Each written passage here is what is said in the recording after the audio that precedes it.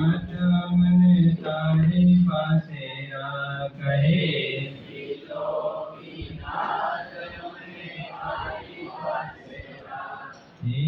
ત્રિલોકીનાથ મને તારી પાસે કહે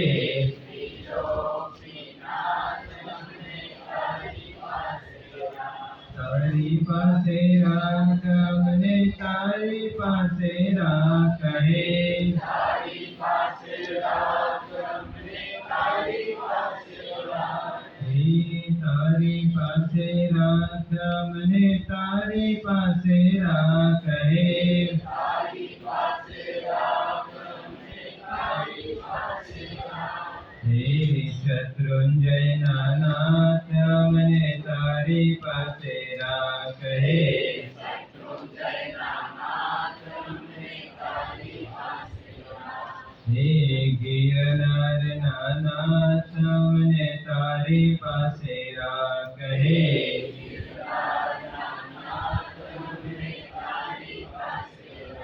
તારી પાસે રાખ મને તારામાં વિશ્વાસ હે તારી પાસે રાખ મને તારામાં વિશ્વાસ હે તારી પાસે રાખ મને તારામાં વિશ્વાસ હે તારી પાસે રાખ મને તારામાં વિશ્વાસ હે શંખેશ્વર નાથ મને તારી પાસે રાખે શંખેશ્વર નાથ મને તારી પાસે રાખે જીરાવલા નાથ મને તારી પાસે રાખે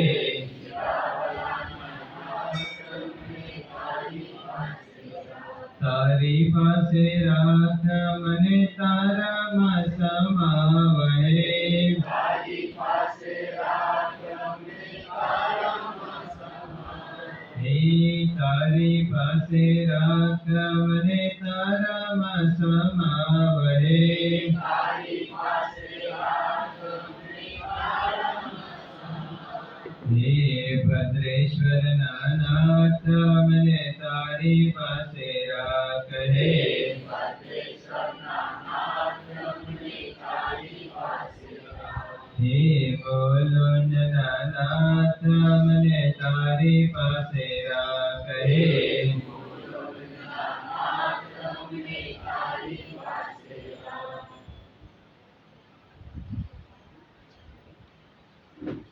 ભગતે જે નવી થયો રે તેવી જાતિ કહેવાય રે એવું જે મુખે ભાતીએ તે વચન શુદ્ધિ કહેવાય નમસ્કારી તરણ તારણહાર ભક્ત હૃદય સમ્રાટ જગતવાલેશ્વર એવા પરમાત્માને નમસ્કાર કરીએ જેમને આ ધર્મદેશની સ્થાપના કરી તમારા અને મારા જીવનની અંદર જે કષ્ટો આવે છે જે આપદાઓ આવે છે જે આપત્તિઓ આવે છે જે ઉપસર્ગો આવે છે એ બે પ્રકારથી આપણા જીવનની અંદર કામ કરતી હોય. પહેલો પ્રકાર કેટલીક એવી મુસીબતો છે, કેટલાક એવા આપદાઓ છે, કેટલીક એવી કષ્ટો છે કે જેને આપણે આપણી તાકાતથી દૂર કરી શકતા હોઈએ એ પહેલો પ્રકાર. અને બીજો પ્રકાર બતાવ્યો છે કે તમે ગમે એટલા પ્રયત્ન કરો પણ જે પ્રયત્નથી તમે કષ્ટોને આપદાઓને વિઘ્નોને દૂર કરી શકતા નથી એ બીજો પ્રકાર બતાવ્યો છે. અને ગમે એટલા પ્રયાસ કર્યા બાદ પણ જે આપત્તિઓ આપણે દૂર કરી શકતા નથી એને આપત્તિ માનવાનો ભૂલી જવો જોઈએ. આ મારી સમજાય છે? જે કષ્ટોને આપણે દૂર કરી શકતા હોઈએ બરાબર છે, પણ જે કેટલાક એવા આપદાઓ છે, કેટલીક એવી આપત્તિઓ છે, કેટલાક એવા ઉપસર્ગો છે કે જેને આપણે દૂર કરી શકવાના નથી તો એને આપત્તિ માનવાનું જ આપણે ભૂલી જવું જોઈએ. જેમ કે સવારના અંદર સૂર્યોદય થયા પછી સૂર્યાસ્ત તો થવાનો જ છે. હવે સૂર્યાસ્ત થવાનો છે એ પ્રોબ્લેમ નથી, પણ એ નેચર છે. સૂર્યોદય થશે એટલે સૂર્યાસ્ત થવાનો છે. એ સૂર્યાસ્તને આપણે અટકાવી શકવાના નથી, એ પ્રોબ્લેમ નથી, પણ શું છે? નેચર છે. પૂનમ પછી 15મા દિવસે જો તિથિનો ક્ષય ન હોય તો અમાવસ્યા આવવાની છે. આકાશની અંદર કાળો ઢબ અંધકાર છવાવાનો છે કે છવાનો છે. એને આપણે અટકાવી શકવાના નથી, તો એ પણ પ્રોબ્લેમ નથી, એ પણ નેચર છે. વસંત ઋતુ પછી પાનખર ઋતુ આવે છે તો આવવાની જ છે, એમાં કોઈ ફરક પડવાનો નથી. શિયાળો પછી ઉનાળો આવવાનો છે, ગરમી સહન કરવાની જ છે, એમાંથી આપણે બચી શકવાના નથી. કેટલીક એવી બાબતો છે, કેટલીક એવી ઘટનાઓ છે કે જેને આપણે ચેન્જ કરી શકવાના નથી. તો આપણા જીવનની અંદર જે કષ્ટો આવે છે એને પણ બે વિભાગની અંદર વિભાજિત કર્યો. પહેલો વિભાગ છે કે જે કષ્ટોને આપણે દૂર કરી શકતા હોઈએ એ કષ્ટોને દૂર કરવાની મહેનત કરવાની, અને બીજા નંબરમાં જે કષ્ટો ગમે એટલા પ્રયત્નો કર્યા બાદ પણ દૂર થવાના નથી એને પ્રોબ્લેમ માનવાનું જ ભૂલી જવું જોઈએ. અને જે વ્યક્તિ આ કરી શકશે એની ઘણી બધી શક્તિઓ એની બચી જશે, ઘણી બધી નેગેટિવિટી માંથી એ વ્યક્તિ બચી શકશે. ગઈકાલે આપણે વાત કરતા હતા સદબુદ્ધિની, કે વ્યક્તિ પાસે સદબુદ્ધિ છે કે નહીં ખબર કેવી રીતે પડે. તેના 4 લક્ષણો બતાડવામાં આવે. સૌથી પહેલું લક્ષણ સ્વીકાર ભાવ. તમે તમામ પ્રયત્નો પ્રયાસ પુરુષાર્થ કર્યા પછી પણ જો તમારું ધારેલું કાર્ય થતું નથી તો મનથી સ્વીકાર કરવાની માનસિકતા, એનું નામ છે સ્વીકાર ભાવ. કે મેં બધા જ પ્રયત્નો કર્યા અને બધા જ પ્રયત્નો કર્યા બાદ પણ અપેક્ષિત પરિણામ જ્યારે હું પામી શકતો નથી તો મારે મનથી તૈયારી રાખવી જોઈએ. એક્સેપ્ટ ઇટ, મારે એને એક્સેપ્ટ કરવું જ પડશે. આ પહેલા નંબરનો લક્ષણ બતાવ્યો છે કે જે મારા જીવનની અંદર મારા હાથે હું કરી શકતો નથી. પ્રયાસો કર્યા બાદ પણ રોગ આવે છે, પ્રયાસો કર્યા બાદ પણ પારિવારિક સંબંધો મારા બગડે છે, ખૂબ મહેનત કર્યા બાદ પણ જ્યારે બિઝનેસમાં નુકસાની જાય છે, મારા પ્રયત્નોમાં કંઈ પાછી પાણી કરતો નથી પણ રિઝલ્ટ જ્યારે મળતો નથી તો હવે મારે સ્વીકાર ભાવની અંદર આવી જવું. જો આપણે ગમે તે દલીલો કરીએ પણ સ્વીકાર ભાવને અપનાવ્યા વિના આપણા આત્માનો કલ્યાણ થવાનો નથી. તમારી ગમે એટલી ફરિયાદ, ગમે એટલા તમારા સૂચનો સાચા હશે પણ સ્વીકાર ભાવ નહીં આવે તો આત્મા કલ્યાણ આપણે કરી શકવાના નથી. બીજી એક વાત, જો પાપ કર્મનો બંધ ન થાય એ આપણા હાથની વાત છે, આપણા વશની વાત છે. પાપ કર્મનો બંધ ન થાય એ આપણા હાથની વાત છે, આપણા વશની વાત છે. પણ પાપ કર્મનો ઉદય ન આવે એ આપણા હાથની વાત નથી, આપણા વશની વાત નથી, તીર્થંકરના પણ વશની વાત નથી. વાત સમજાય છે? મારે પાપ બાંધવા નથી, મારે કર્મ બાંધવા નથી, અત્યારે એ મારા હાથમાં છે. જો મારે પાપ નથી બાંધવા તો મારે અશુભ વિચાર હું નહીં કરું, અશુભ વચનો નહીં બોલો અને અશુભ પ્રવૃત્તિ નહીં કરું તો મારું પાપનો બંધ નહીં થાય. પાપ બંધથી હું બચી શકું એમ છો, પણ પાપ કર્મના ઉદયથી તીર્થંકરો પણ બચી શક્યા નથી. ગઈકાલે આપણે જોયું ભગવાન મહાવીર સ્વામીને 180 ઉપવાસ કરવા પડ્યા હતા ને, ઉપવાસના પછાણ લીધા નહોતા છતાં પણ એવા વિશ્વ વિભૂતિને પણ 180 દિવસ સુધી એમને ભોજન નહોતો મળ્યો. હું પાપ કર્મનો બંધથી અટકી શકું પણ પાપ કર્મના ઉદયથી બચી શકતો નથી. તીર્થંકરો પણ બચી શક્યા નથી તો હું પણ બચી શકવાનો નથી. તો પાપ કર્મનો બંધ ન થાય એના માટેનો શ્રેષ્ઠ માર્ગ કોઈ હોય તો બતાડ્યો છે કે સ્વીકાર ભાવ. જો સ્વીકાર ભાવ હશે તો નવા પાપ કર્મનો બંધ નહીં થાય. કીધું ને કે સ્વીકાર ભાવ શું કરે છે? સમાધિ આપવાનું કામ કરે છે. અને જેની પાસે સમાધિ છે એની પાસે પાપ કર્મનો બંધ આવી શકતો નથી. કે પહેલો સદબુદ્ધિનો પહેલો લક્ષણ બતાવ્યો છે સ્વીકાર ભાવ. બીજા નંબરનો લક્ષણ બતાવ્યો છે કે આભારનો ભાવ. શું બતાવ્યો છે? ધન્યવાદનો ભાવ બતાડવામાં આવેલો છે. સવારના જાગ્યા પછી રાતના સૂઈએ એ સમય દરમિયાનમાં મારા જીવનની અંદર હું ફરિયાદનો ભાવ મારા જીવનમાં વધારે છે કે ધન્યવાદના ભાવ મારા જીવનની અંદર વધારે છે, ચેક કરી લેવો જોઈએ.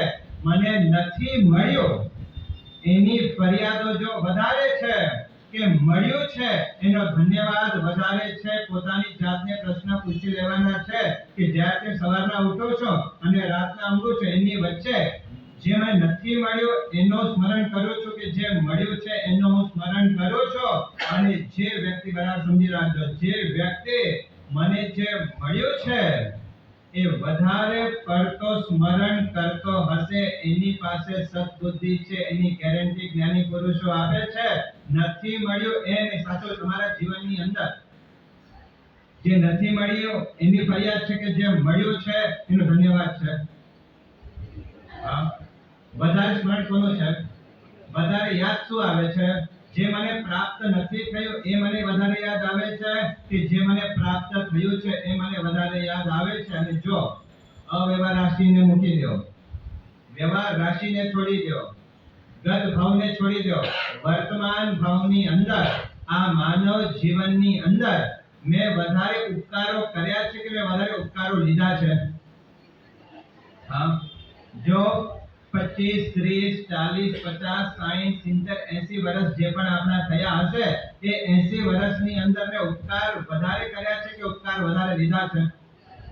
અને જેને આ વાતનો ખ્યાલ હોય કે મેં ઉપકાર વધારે લીધા છે, પરમાત્માએ મને જે આપ્યું છે છપ્પડ ફાડીને મને આપ્યું છે, આ વિચાર હશે તો સમજી રાખજો કે મારી પાસે સદબુદ્ધિ છે અને સદબુદ્ધિ છે તો સદગતિ થશે, સદબુદ્ધિ નથી તો સદગતિ થવાની નથી. તમને લાગે છે કે મને હું જેટલો નાલાયક છું એટલા દુઃખો મારા જીવનમાં આવ્યા નથી અને જેટલો લાયક છું એના કરતા કઈ ગણો પરમાત્માએ મને આપી દીધો છે. આ વચન આપણે એક્સેપ્ટ કરીએ છીએ.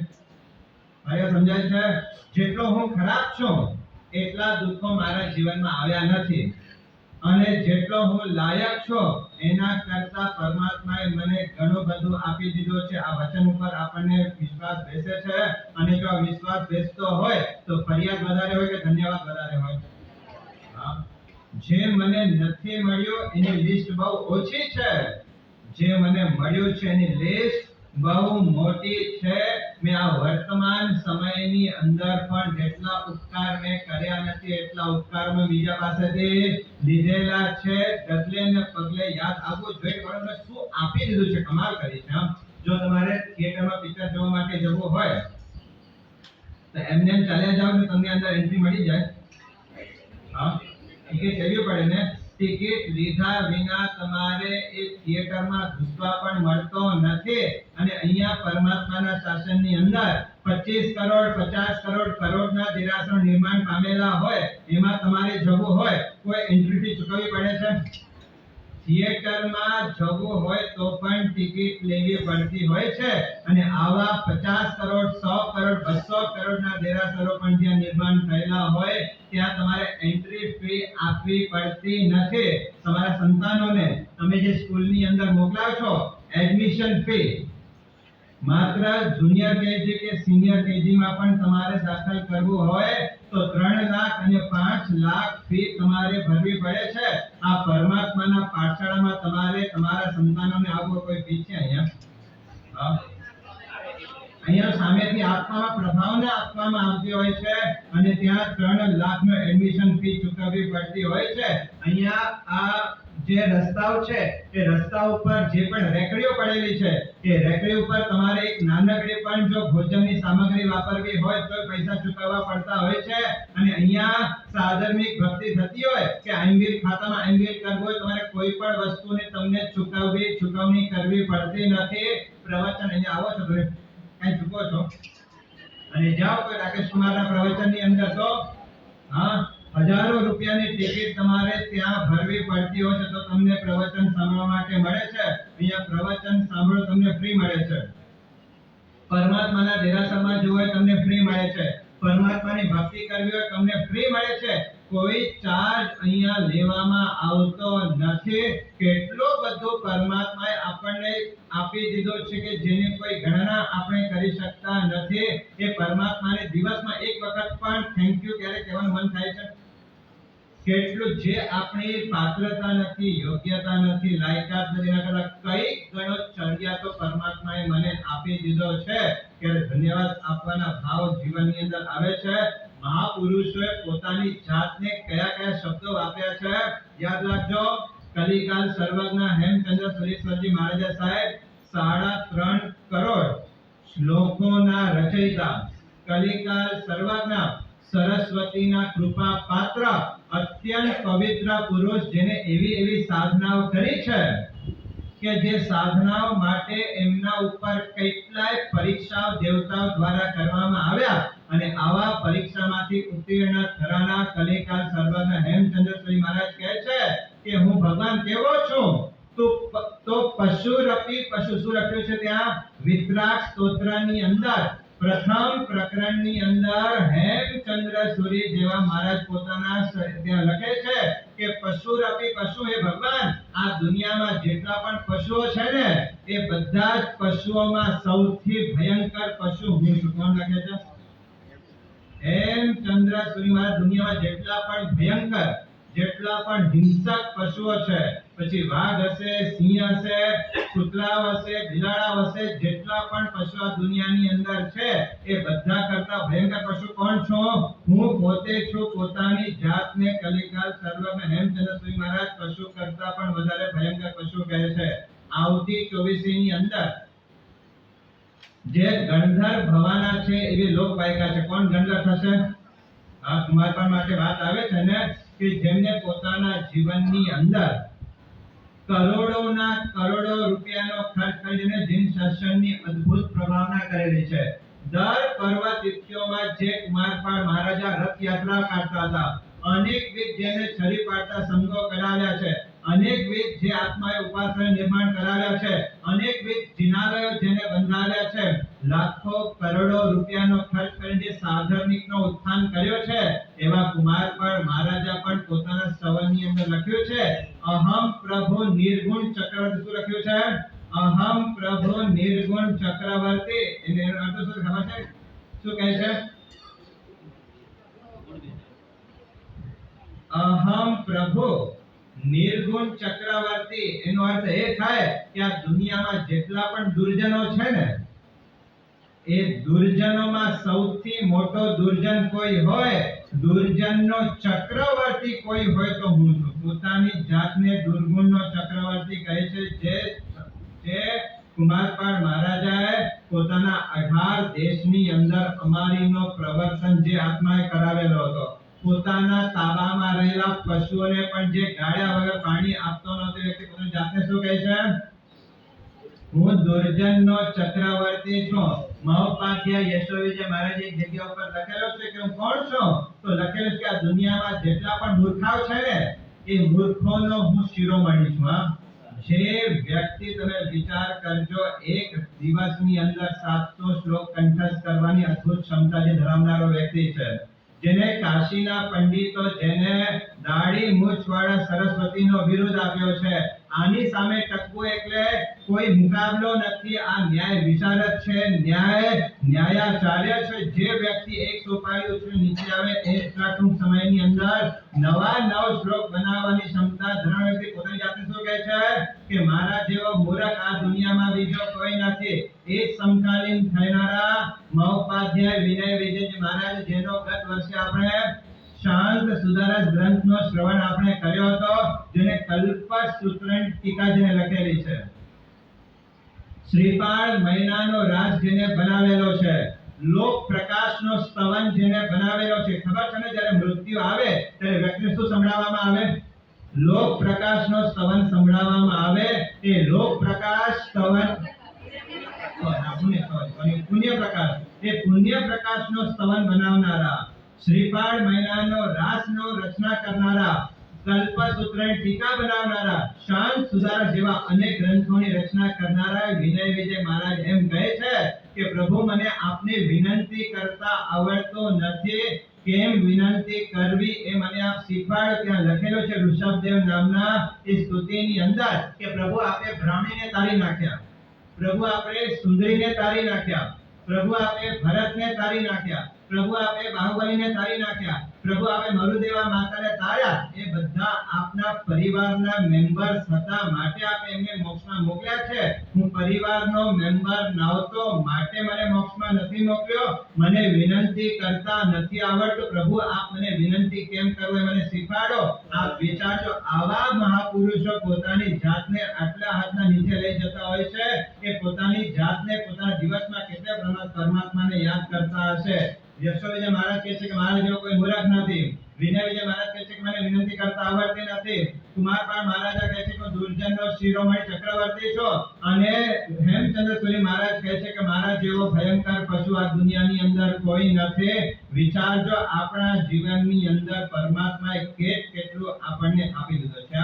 આપણે જન્મથી લઈને અત્યાર સુધીમાં કોઈ રોગ આપણા શરીરની અંદર પ્રવેશ કરી શક્યો નથી. જો કે હોસ્પિટલની અંદર જાઓ, તાજા જન્મેલા બચ્ચાઓ એના નાકની અંદર ક્યાંક નળી મૂકવામાં આવેલી હોય, ક્યાંક એના હાર્ટની અંદર પ્રોબ્લેમ હોય, ક્યાંક વાલ લીકેજ થયો, ક્યાંક વાલ ન હોય. બચપનથી જે વ્યક્તિ દવાઈઓના માધ્યમથી જીવન જીવતો હોય એવા બાળકોને પણ તમે જોયા છે ને, એની સામે 60 વર્ષ 70 વર્ષ થયા છતાં પણ મારે હજી પણ એક દવા લેવાની જરૂર પડતી નથી. આ પરમાત્માની અનંત કૃપા આપણા ઉપર છે. જે છે મળ્યું છે. ગયા ચાતુર્માસમાં આપણે સંસાર ભાવનાને એક દ્રષ્ટાંત લીધો. કયો ખ્યાલ છે તમને? કયો લીધો હતો? સંસાર ભાવનાની અંદર જે આપણને મળ્યું છે એની ફરિયાદો ન કરવા માટે ગયા ચાતુર્માસ સંસાર ભાવના એક દ્રષ્ટાંત અમેરિકાનો લીધો. કયો ખબર છે? એક વ્યક્તિ સુસાઇડ કરવા માટે જતો હતો. મારી પાસે કશું જ નથી, ન પરિવાર છે, ન જીવા માટે પૈસો છે, અને રાજમાર્ગ ઉપરથી જંપાપાત કરવા માટે જનારો વ્યક્તિ સાયકેટ્રિસ્ટનો બોર્ડ જોયો અને સાયકેટ્રિસ્ટ પાસે આવ્યો તો સાયકેટ્રિસ્ટ શું કીધું? તું કહે છે કે મારી પાસે કશું જ નથી ને ચાલ તને $5000 આપવા માટે તૈયાર છો, તારા 2 હાથ આપી દે. ના, હાથ કેવી રીતે અપાય? હાથ અપાશે તો હું મારું કામ કેવી રીતે કરીશ? ચાલ 10,000 આપવા તૈયાર છો, તારા પગ આપી દે. પગ નહીં હોય તો ચાલી કે ચાલ $15,000 આપવા તૈયાર છો, તારો આ આંખ આપી દે. એક વસ્તુ ના પાડે છે. એ વખતે ડોક્ટર કે મૂર્ખના સરદાર, તું કહે છે કે મારી પાસે કશું જ નથી, તારી પાસે ઘણું બધું મળેલું છે. છેની ફરિયાદો ઓછી કરી નાખો, નથીની ફરિયાદો ઓછી કરી નાખો તો છેની શીતળતાનો અનુભવ આપણે કરી શકશો. આ દુનિયાની અંદર આપણે દુઃખી શા માટે છે ખબર છે? આપણે પારિવારિક રીતે સુખી હોઈ શકશો, કદાચ આર્થિક રીતે આપણે સુખી હોઈ શકશો, કદાચ શારીરિક રીતે આપણે સુખી હોઈ શકશું, પણ માનસિક રીતે આપણે બીમાર છીએ માટે આપણે દુઃખી છીએ. અને વ્યક્તિ મોટા ભાગે દુઃખી શા માટે ખબર છે? તુલના કરે. શું કરે? કમ્પેરિઝન કરે. એ સ્પર્ધાત્મકતામાં ઉતરી જાય કે આની પાસે આ છે ને મારી પાસે. અને તમને કદાચ તુલનામાં ઉતરવું જ હોય તો ઉતરો, પણ કયા ઉતરો? તમારી પાસે જે છે એના કરતા જેની પાસે જે નથી એના ઉપર તુલના કરવા માટે જશો તો માનસિક રીતે તમે ઘણા સ્વસ્થ રહી શકશો. આજે પણ સૈનિક મહારાજા નરકની અંદર શું વિચાર કરે છે તમને ખબર છે? કે જો મારું ચાલતું હોય તો આજે પણ હું બધા જ આત્માઓને મોક્ષની અંદર લઈ જાઉં. કોણ વિચારે છે? સૈનિક મહારાજ ક્યાં છે? નરકની અંદર. ભયંકર યાતનાઓ જે વ્યક્તિ અત્યારે સહન કરી રહ્યા છે એ પીડાઓની વચ્ચે પણ સૈનિક મહારાજ કોને યાદ કરે છે? આપણા જેવા જીવાત્માઓને યાદ કરે છે. આવી પીડામાં પણ એમને આપણે યાદ આવીએ. આવી પીડાની વચ્ચે પરમાત્માને યાદ કરતો હોય ને બધા સુખ હોવા છતાં પણ આપણે પરમાત્માને યાદ કરી શકતા નથી. નરકની અંદર શું યાદ પરમાત્મા યાદ આવવાના છે? અહીંયા જો સુખના સમયમાં પણ આપણે પરમાત્માને યાદ કરી શકતા નથી, પીડાઓની વચ્ચે ક્યાં પરમાત્મા યાદ આવવાના છે? જે મળ્યું છે એ ઘણું મળ્યું છે. બસ થેન્ક ગિવિંગ ના ભાવ હૃદયની અંદર પ્રગટ કરો, ધન્યવાદ આપવાના ભાવ હૃદયમાં પ્રગટ કરો. અને આ નહીં આવે ત્યાં સુધી સદબુદ્ધિ નથી, અને જ્યાં સદબુદ્ધિ નથી ત્યાં સુધી મોક્ષ નથી. મોક્ષમાં જવું હશે તો સ્વીકાર ભાવ ને બીજા નંબરની અંદર આભારનો ભાવ. એક ગાઝિયાબાદ એક દ્રષ્ટાંત આવે છે. ગાઝિયાબાદ ક્યાં આવ્યો? દિલ્હીની નજીકમાં આવેલો ગાઝિયાબાદ. ત્યાં 32 વર્ષનો એક યુવાન, એ ગાઝિયાબાદની અંદર કોઈ ગુરુ ભગવાન ગાઝિયાબાદ નગરની અંદર આવ્યા છે અને એ યુવાનને વિચાર થયો કે અમે ક્યાં રહીએ છીએ? અનાર્ય દેશમાં. ક્યાં રહીએ છીએ? બરાબર છે ને? જ્યાં સંતોના દર્શન ન થાય, જ્યાં પરમાત્માના દર્શન ન થાય એ આર્ય દેશને કહેવાય. શું કહેવાય? અનાર્ય દેશ કહેવાય. ગુરુજી, અમે એવા દેશોની અંદર રહીએ છીએ કે ભલે ભારત દેશ છે પણ ભારત દેશ હોવા છતાં પણ આ પટ્ટાની અંદર કોઈ ગુરુ ભગવાન તમને મળતા નથી. કેટલા વર્ષો પછી આજે ગુરુ ભગવાનના દર્શન થયા છે.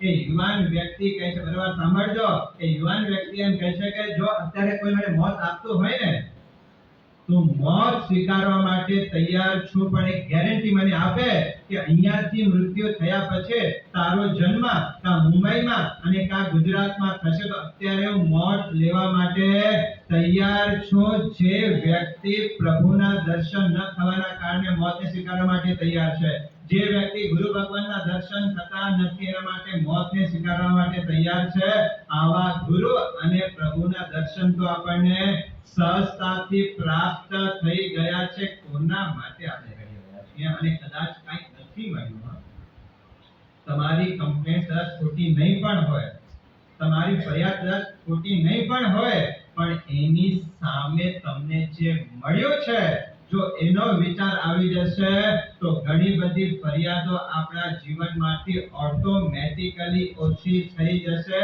જે આપણે છીએ એના કરતા જે નીચે છે એને જો જોશો તો લાગશે કે ઘણો બધો સુખી છો, પણ જેને દુખી થવું છે એ શું વિચારશે?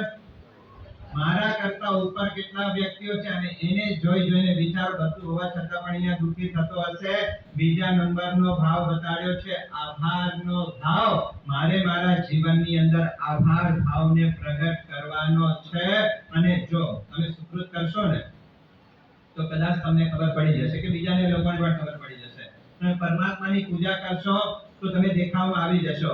તમે ક્યાંક ઉપાસના નિર્માણ કરશો તો તમે દેખાવમાં આવી જશો. તમે ક્યાંક પોશ એરિયામાં રહો છો અને મોટા ફ્લેટમાં તમે રહો છો તો ખબર પડી કે તમે સુખી છો, પણ તમારી પાસે સદબુદ્ધિ છે એ જોવામાં નહીં આવે. એ જોવી હશે તો માત્ર આ 4 વિકલ્પો આપની પાસે હાજર છે. જો આ 4 લક્ષણ તમારી પાસે છે તો સમજો કે મારી પાસે સદબુદ્ધિ છે, અને આ 4 લક્ષણ નથી તો સમજો કે મારી પાસે સદબુદ્ધિ નથી. અને જેની પાસે સદબુદ્ધિ નથી એનો આવતો ભાવ બગડ્યા વિના રહેશે નહીં. જાગ્યા ત્યારથી સવાર. હવે મારે મારા જીવનમાં જે નથી મળ્યું એના ઉપર ફોકસ નથી આપવો, જે મળ્યું છે એના ઉપર મારે ફોકસ કરી લેવો છે. અને જો બીજી એક વાત યાદ રાખજો, જે વ્યક્તિ આપણા ઉપર ઉપકાર કર્યા હોય, બરાબર સમજો, જે વ્યક્તિએ આપણા ઉપર ઉપકાર કર્યા હોય એ ઉપકારી વ્યક્તિને જો આપણે યાદ કરતા નથી, જે વ્યક્તિએ આપણા ઉપર ઉપકાર કરેલો છે એ ઉપકારને જો આપણે સ્મરણમાં લેતા નથી તો આપણે શું કરીએ છીએ? તો ઇતર દર્શનો એક શબ્દ મૂક્યો છે, કૃતજ્ઞ નિષ્કૃતિ, કૃતજ્ઞ નાસ્તિ નિષ્કૃતિ. તો ત્યાં લખ્યું છે કોઈ વ્યક્તિ મર્ડર કરે ને તો મર્ડરનો હજી પ્રાયશ્ચિત છે. કોઈ વ્યક્તિ હત્યા કરે છે તો હત્યાનો હજી પ્રાયશ્ચિત છે. કોઈ વ્યક્તિ ચોરી કરે છે તો ચોરીનો હજી પ્રાયશ્ચિત છે. કોઈ વ્યક્તિ અસત્ય બોલે છે તો એનો હજી પ્રાયશ્ચિત છે. પણ જે વ્યક્તિ પોતાના ઉપકારીને ભૂલી જતો હોય છે એના જેવો પાપ આ દુનિયામાં બીજો કોઈ નથી. અને આવો પાપનો કોઈ પ્રાયશ્ચિત પણ નથી. હત્યાનો હજી પ્રાયશ્ચિત મળી જશે, પણ જે વ્યક્તિ કૃતજ્ઞ છે એનો કોઈ દુનિયામાં પ્રાયશ્ચિત મળતો નથી. જે વ્યક્તિએ તમારા ઉપર ઉપકાર કરેલો હોય એ ઉપકારી વ્યક્તિને તમારે યાદ કરવો જોઈએ. અને બીજી વાત બરાબર યાદ રાખી લેજો, જે વ્યક્તિ ઉપકારને યાદ કરતો નથી, બરાબર સમજો, જે વ્યક્તિ ઉપકારને યાદ કરતો નથી, આ ભાવમાં મૃત્યુ થયા પછી એનો ફ્યુચર અંધકારમય છે. પાકી વાત લખી નાખજો.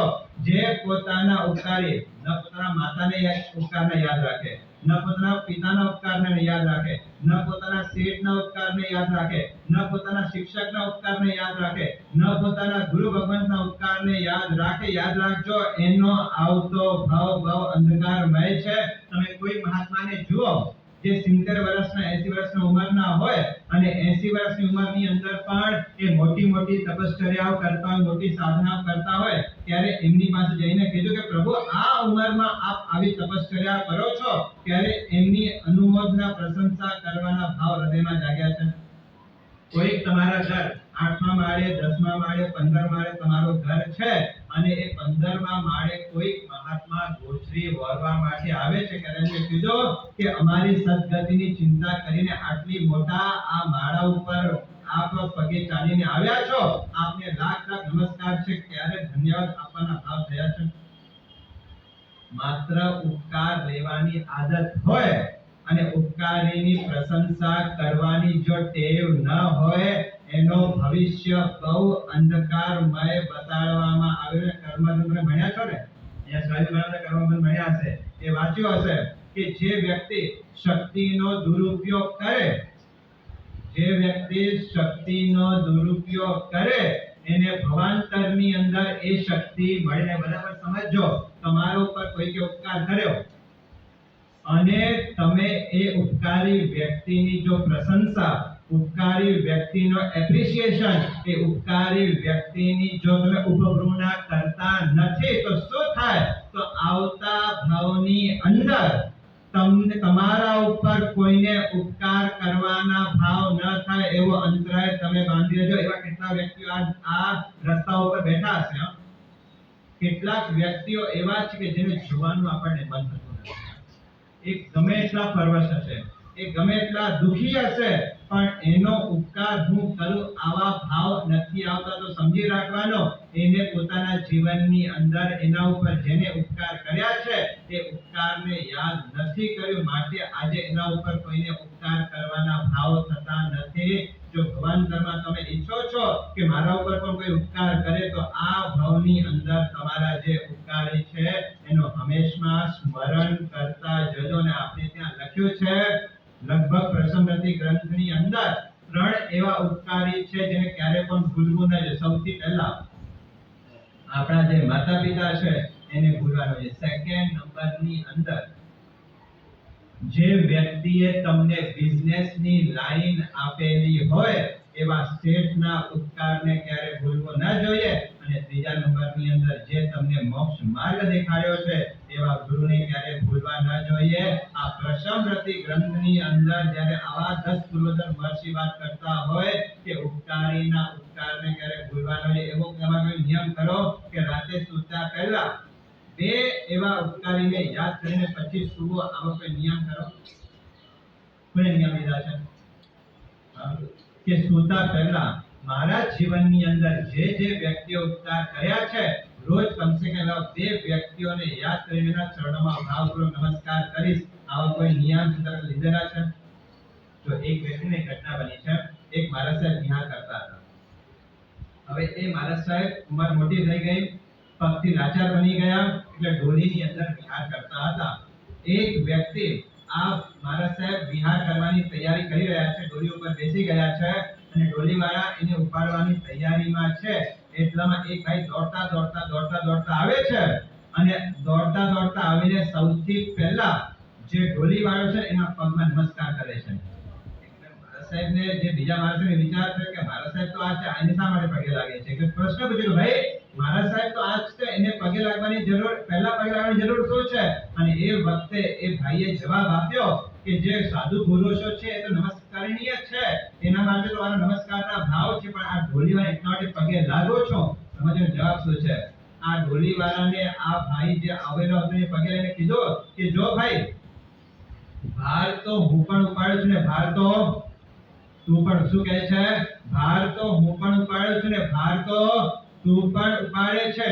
હું પણ મજૂર છું ને તું પણ મજૂર છે, પણ તું એટલો નસીબદાર છે કે અમે પથ્થરને ઉપાડીએ છીએ અને તું ખુદ ભગવાનને ઉપાડી રહ્યો છે, માટે હું તારા પગમાં પહેલા નમસ્કાર કરું છું. વાત સમજાય છે? આ તમે, હું પથ્થરને ઉપાડ્યો છું પણ તમે સ્વયં ભગવાનને ઉપાડ્યો છો, માટે હું તમારા પગમાં પડું છું. ત્યારે આવા હૃદયમાં ભાવ પ્રગટ મેં પહેલા પણ ઘણી વાર કીધો છે, જ્યાં સુધી હૃદયમાં વિનાશ નહીં આવે, જ્યાં સુધી હૃદયમાં સંવેદનશીલતા નહીં આવે, જ્યાં સુધી હૃદયમાં ભાવિકતા નહીં આવે, ત્યાં સુધી આત્મા ક્યારે પણ સંસારમાંથી મુક્ત થઈ શકવાનો નથી. બીજો ભાવ બતાડ્યો છે આભારનો ભાવ. જ્યાં પણ તમે સુકૃત જુઓ ત્યાં મારે સુકૃતની મારે આભાર વ્યક્ત કરવો છે. આ નિયમ. બીજા પ્રકારનો લક્ષણ સદબુદ્ધિનો વચન. પહેલો લક્ષણ સ્વીકાર ભાવ, બીજા નંબરની અંદર આભારનો ભાવ બતાડવામાં આવેલો છે. બસ મારા જીવનની અંદર પણ આ આભારનો ભાવ પ્રગટ થાય. જે પણ સારા કામ કરતો હોય એને મારે આભાર આપવાનો છે અને પરમાત્માએ જે મને આપ્યો છે એના માટે થેન્ક્સ ગિવિંગની ભાવના મારા હૃદયની અંદર મારે જાગૃત કરવાની જરૂર છે. મારા ઉપકારી ગુરુ ભગવંતો છે, મારા ઉપકારી જે પણ વ્યક્તિઓ છે, એને રોજ મારા જીવનમાં એકાદ વખત તો સ્મરણમાં મારે લાવવાનો છે. જ્યાં સુધી થેન્ક્સ ગિવિંગ ના ભાવ નહીં આવે ત્યાં સુધી સદબુદ્ધિ નથી, અને જ્યાં સુધી સદબુદ્ધિ નથી ત્યાં સુધી મારા જીવનની અંદર સમ્યક દર્શન નથી. આ સમ્યક દર્શનને નજીક લઈ આવનાર તત્વ સદબુદ્ધિ છે. એનો બીજો લક્ષણ બતાવ્યો છે થેન્ક્સ ગિવિંગ ના ભાવ. સાચું કહ્યું, તમારા જીવનની કેટલા વ્યક્તિ ઉપકાર કર્યા છે આ ભાવની અંદર? જો એકેન્દ્રિયના તો એટલા ઉપકારો છે કે જેના વિના આપણે રહી શકતા નથી. જો આપણા વિના ઘણા જીવો રહી શકે, પણ એવા કેટલાય જીવો છે કે જેના વિના આપણે રહી શકતા નથી. સૌથી પહેલા પૃથ્વીકાય, પૃથ્વી વિના આપણે રહી શકવાના નથી. બીજા નંબરની અંદર પાણી વિના રહી શકશો? પાણી વિના આપણે જીવન ટકાવી શકવાના નથી. તેવું કાય, વાયુ કાય, વનસ્પતિ કાય વિના, કોઈના વિના આપણને ચાલવાનું, એના ઉપર આપણે યાદ ના આવે. પણ જે જીવતા જાગતા જેને આપણા ઉપર ઉપકારો કર્યા છે, કૃતજ્ઞતા ભાવ વ્યક્ત કરવામાં પણ આપણે પાછી પાની કરી નાખતા હોઈએ છીએ. જ્યાં કૃતજ્ઞ નાસ્તિ નિષ્કૃતે, જે વ્યક્તિ કૃતજ્ઞ છે, કૃતજ્ઞ એટલે ઘ અને જ્ઞ બે શબ્દ છે. કૃતજ્ઞ એટલે કે જે જેને આપના ઉપર ઉપકાર કર્યા છે એના પ્રત્યે કૃતજ્ઞ ભાવ વ્યક્ત કરે, એક એવો વ્યક્તિ. બીજો કૃતજ્ઞ કે જે ઉપકાર જેને કર્યા છે એ ઉપકારને ભૂલી જાય, એ કૃતજ્ઞ કહેવાય છે. અને આવા કૃતજ્ઞ વ્યક્તિને કોઈ પ્રાયશ્ચિત નથી, આના જેવો કોઈ પાપ નથી. જે મારા ઉપકારી છે એને રોજ સવારે સ્મરણ કરીને એ વ્યક્તિને ભાવપૂર્વક નમસ્કાર કરજો કે એના વિના હું આ પરિસ્થિતિમાં પહોંચી શક્યો ન હોત. આજે જ્યાં પણ છો આ બધા થકી છો. આવા વ્યક્તિઓના ઉપકારને સ્મરણ કરીને મારે મારા જીવનની અંદર મારા સમ્યક દર્શનને, મારા સદબુદ્ધિને મારે નિર્માણ કરવાના છે. આવતીકાલે જે શાંતિ લઘુ શાંતિ સ્તવની જે અભિષેક ધારા આપણે ગઈકાલે આપણે એ અભિષેક ધારાની અંદર જે આપણે ભીના થવાના છીએ, એ લઘુ શાંતિ સ્તવનો એક નાનકડો તમને પરિચય આપી દઉં કે આ લઘુ શાંતિ સ્તવ એટલે શું છે. તો ભગવાન મહાવીર સ્વામીના 19મા પાઠે આવેલા પ્રદ્યોતન સુરીશ્વરજી મહારાજા સાહેબ નામના એક આચાર્ય ભગવાન મહાવીર સ્વામીના 7મી શતાબ્દી એટલે કે 7મી શતાબ્દીની અંદર આવેલા પ્રદ્યોતન સુરી મહારાજા, એ પ્રદ્યોતન સુરી મહારાજના પઠદાર એટલે કે આચાર્ય ભગવાન માનદેવ સુરીશ્વરજી મહારાજા સાહેબ, બરાબર સમજો, 731માં વર્ષે 731માં વર્ષે જે આચાર્ય ભગવાન ગિરનાર તીર્થ ઉપર અણસણ કરીને જેમનો સ્વર્ગગમન થયો છે, એવા 20મા પાટે થયેલા આ મહાન આચાર્ય ભગવાન માનદેવ સુરી મહારાજના અનંત ઉપકાર આપણા જૈન શાસનની ઉપર રહેલા છે. એની બહુ મોટી કથા છે, બહુ મોટો ઇતિહાસ છે. પણ અત્યારે આપણે જે લઘુ શાંતિ સ્તવનો લેવાનો છે એનો ઇતિહાસ આપણે લઈ લઈએ. એ વાત એવી બની છે કે આ માનદેવ સુરી મહારાજ એટલે કે મહાન મંત્ર શાસ્ત્રી હતા. અનેક વિદ્યાઓનો જેને પ્રવર્તન કર્યો છે, અનેક આમનાઓ જેમને આ જૈન સંઘને આપેલા છે, એવા સિદ્ધ પુરુષ, સાધક પુરુષ એવા આચાર્ય ભગવાન માનદેવ સુરી મહારાજ. એક ઘટના બની છે કે તક્ષશિલા નગરની અંદર આજથી કેટલા વર્ષ થઈ ગયા? 700 વર્ષ ભગવાન મહાવીર સ્વામી નિર્વાણ પછી. અત્યારે કેટલા સમય થયો? લગભગ 1800 વર્ષ પહેલાની આ વાત છે. અને તક્ષશિલા નામના નગરની અંદર 500 દેરાસર. કેટલા? આજે મુંબઈમાં પણ કેટલા દેરાસરો છે? મોટા વિચારજો. એ જમાનાની અંદર 500 દેરાસરો તક્ષશિલા નામના નગરીની અંદર. એ નગરી કેટલી સમૃદ્ધ હશે, એ નગરીમાં કેટલા જૈનો વસતા હશે કે 500 દેરાસરો ત્યાં નિર્માણ પામેલા હતા. એ તક્ષશિલા નગરની અંદર એવો કોઈ ઉપસર્ગ આવ્યો, એવો કોઈ મારી મૃત્યુ રોગ ફાટી નીકળ્યો છે, જેમ ભદ્રવ સ્વામીના વખતમાં મૃત્યુ રોગ ફેલાયો હતો, એવો જ રોગ અત્યારે તક્ષશિલા નગરની અંદર ફેલાયો છે. લોકો પીડાઈ રહ્યા છે, હાહાકાર મચાઈ ગયો છે. રોજ સવાર થાય અને લાશોના ખડકલા થઈ રહ્યા છે. રોજ સવાર થાય 5-25 વ્યક્તિઓના મરદા પડે, મૃત્યુ થાય. અને એવો સમય આવી ગયો છે કે હવે મરદાઓને બાળવા માટે જગ્યા રહી નથી, મરદાઓને બાળવા માટેના વ્યક્તિઓ રહ્યા નથી. ટપોટપ મૃત્યુ થઈ રહ્યો છે. અને એ પણ ક્યાં થાય છે? માત્ર જૈન સમાજ ઉપર જ, તક્ષશિલા બીજા ક્યાંય નહીં, પણ જે જૈન સંઘ છે રોજ સવાર થાય લાશના કડકલા થાય, ઢગલા થઈ ગયા છે, સંઘ વિચાર કરે છે કે આ શું થઈ રહ્યો છે, હવે સંઘની રક્ષા કરે કોણ? સંઘનો એ વખતે યોગક્ષેમ કરવાની જવાબદારી કોની? એટલે તક્ષશિલાની અંદર 3 શ્રાવકો તૈયાર થયા, અઠમ તપની આરાધના કરી અને અઠમ તપના પ્રભાવથી શાસન દેવતા રાતના પ્રગટ થયા. શા માટે યાદ કરો છો? અત્યારે જૈન સંઘ પર આફત આવી છે, આપણે રસ્તો બતાવ્યો અને એ વખતે શાસન દેવતા કહે છે કે મ્લેચ્છ જાતિના કેટલાક સાધકોએ કેટલાક વ્યંતર દેવોને સિદ્ધ કર્યા છે. એ વ્યંતર દેવોને સિદ્ધ કરીને એ મ્લેચ્છ જાતિના સાધકોએ તક્ષશિલાની અંદર આ મારી મરજીનો રોગ ફેલાવ્યો છે. આ કોઈ માનવકૃત રોગ નથી, પણ દેવકૃત રોગ છે. અને આજે આપણે અમને યાદ કર્યા છે, પણ અમે પણ આ ઉપસર્ગને દૂર કરવાની તાકાત અમારામાં નથી. જો તમારે ઉપસર્ગને દૂર કરવા એક જ વાત છે, એક કામ કરજો. નાડોલની અંદર, નાડોલ નામ સાંભળ્યું છે?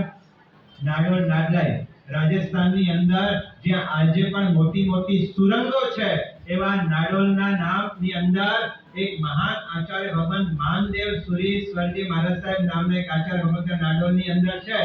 જો તમારે રોગમાંથી મુક્ત થવું હોય તો એક કામ કરો, અત્યારે કોઈ શ્રાવકોને નાડોલની અંદર મોકલાવો અને નાડોલમાં જઈને જે આચાર્ય ભગવાનના જે ચરણો છે એ ચરણોને પખાડીને જલ લઈ આવો. એ જલનો છંટકાવ થશે તો ઓટોમેટિકલી આ નગરીમાંથી મરઘીનો રોગ ખતમ થઈ જશે. જે દેવતાઓ જે રોગને મુક્ત કરી શકતા નથી, એ રોગની મુક્તિ સેવા છુપાયેલી છે માત્ર એ આચાર્ય ભગવાનના ચરણો પખાડવામાં એ રોગની મુક્તિ પડેલી છે. શ્રાવક વીરચંદ નામના તરત જ એ આચાર્ય ભગવાન પાસે આવે છે અને આચાર્ય ભગવાન કહે છે, પ્રભુ આપને વિનંતી છે, અત્યારે જૈન સંઘ પર આફત આવી છે, આપ તક્ષશિલા પધારો અને સંઘને ભયથી મુક્ત કરાવો. ત્યારે આચાર્ય ભગવાન વિચારે છે કે ક્યાં નાડોલ અને ક્યાં તક્ષશિલા વિહાર કરતા કરતા પહોંચો, એમાં તો હજારો વ્યક્તિના મૃત્યુ થઈ જશે. આ તો કઈ કરવું શું? અને એ વખતે નાડોલની અંદર રહીને આ માનદેવસુરી મહારાજ આ વીરચંદ નામના શ્રાવકને કહે છે કે જો ભાઈ અત્યારે મારી આવવાની જરૂર નથી, પણ ઉપસર્ગ દૂર થવા માટે ઉપાય કરું છું. અને શાસ્ત્ર ઇતિહાસ એમ કહે છે કે નાડોલની અંદર નેમિનાથ ભગવાનનો જિનાલય છે. હવે ક્યારેક નાડોલમાં જાઓ તો ત્યાં જોજો 4 મોટા મોટા દેરાસરો છે, એમાં નેમિનાથ પરમાત્માનો એક મોટો જિનાલય, એ જિનાલયની અંદર એક ભોયરો છે. એ ભોયરાની અંદર એ આચાર્ય ભગવાન જાય છે. એ ગુરુ એ આચાર્ય ભગવાન પરમાત્માનું સ્મરણ કરે છે કે પ્રભુ આજે સંઘ ઉપર આફત આવેલી છે, મને એવો કોઈ માર્ગ બતાડો કે સંઘને આ ભયમાંથી મુક્ત કરો.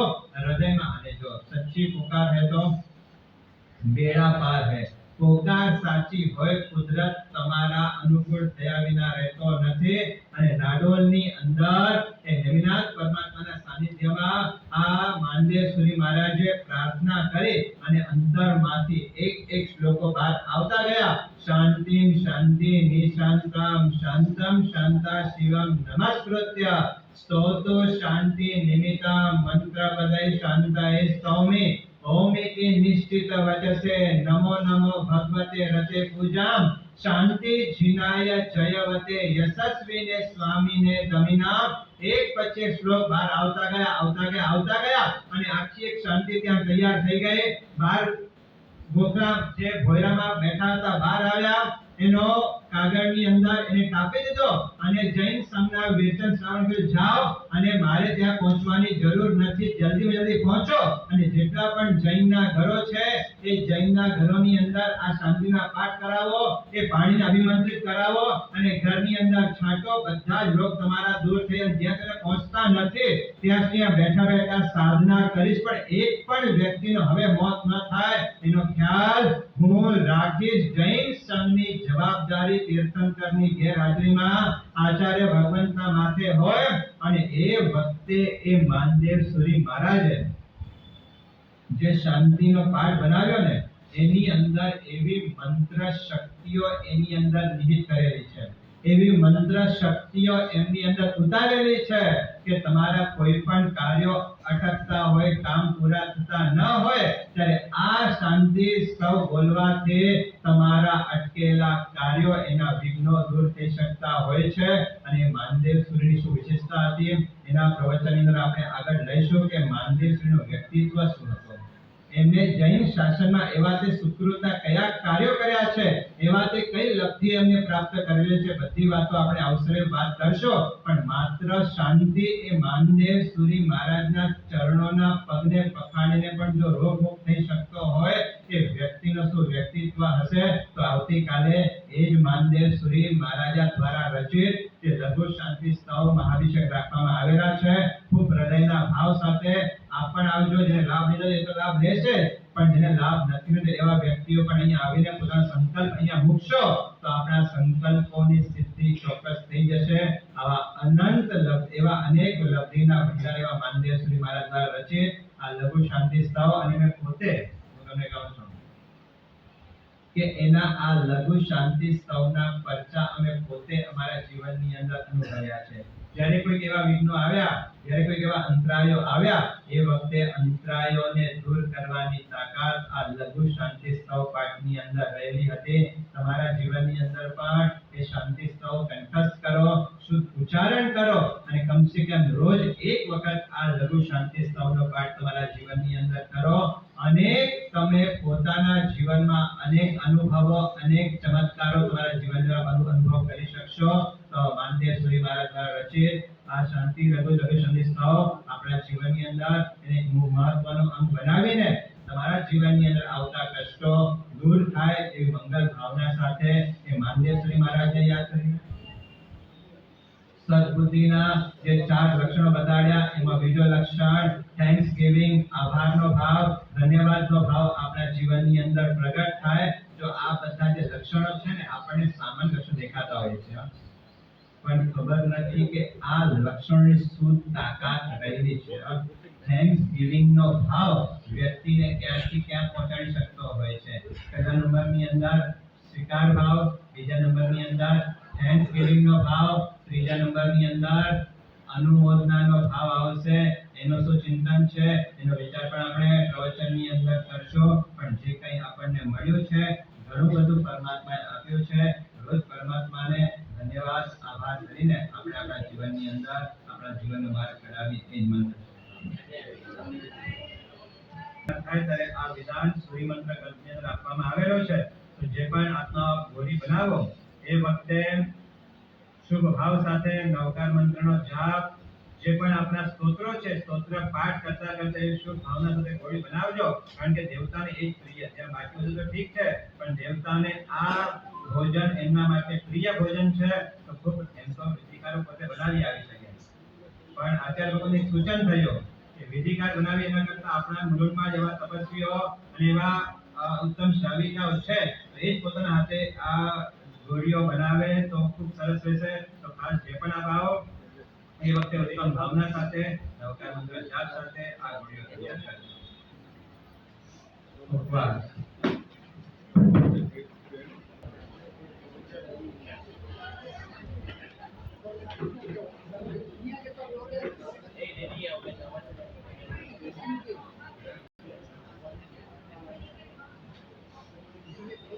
ગઈકાલનો પ્રશ્ન સ્વીકાર ભાવ કોને કહેવાય?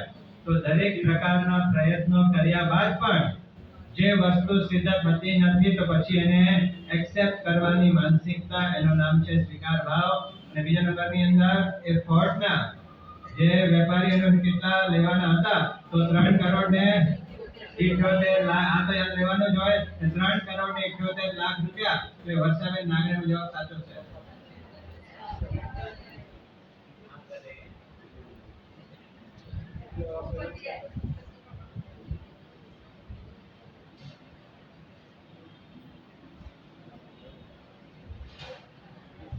હેલો કલ્પેશ કિમથી જોડાયા.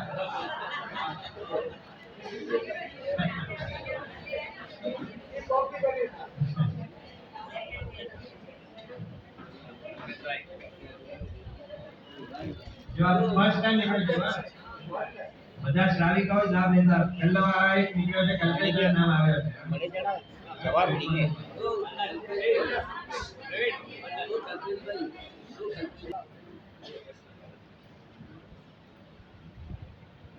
કે કુમારપાળ મહારાજાએ પોતાના માટે કયા શબ્દોનો ઉપયોગ એમને કર્યો હતો?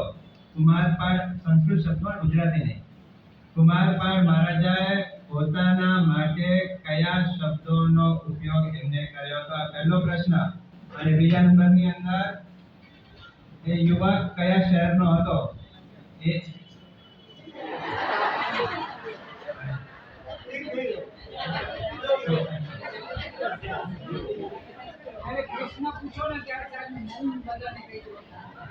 જો અહીંયા તમે જવાબ આપો છો પણ ચિઠ્ઠી તો આવતી નથી યાર.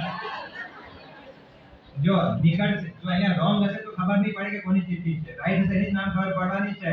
તો ચિંતા કરશો નહીં. જેમને પણ જવાબ આપતા હોય જો આ મહેનત કરશો તો વળી કઈ સ્વાધ્યાય થશે.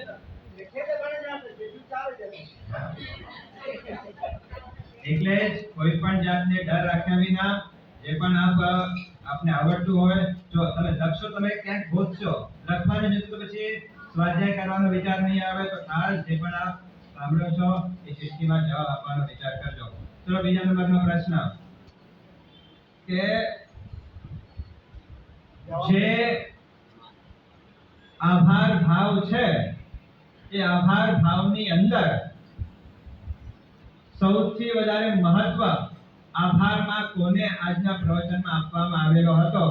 આજના પ્રવચનની અંદર આભાર ભાવમાં સૌથી વધારે મહત્વ કોને આપવામાં આવેલો હતો?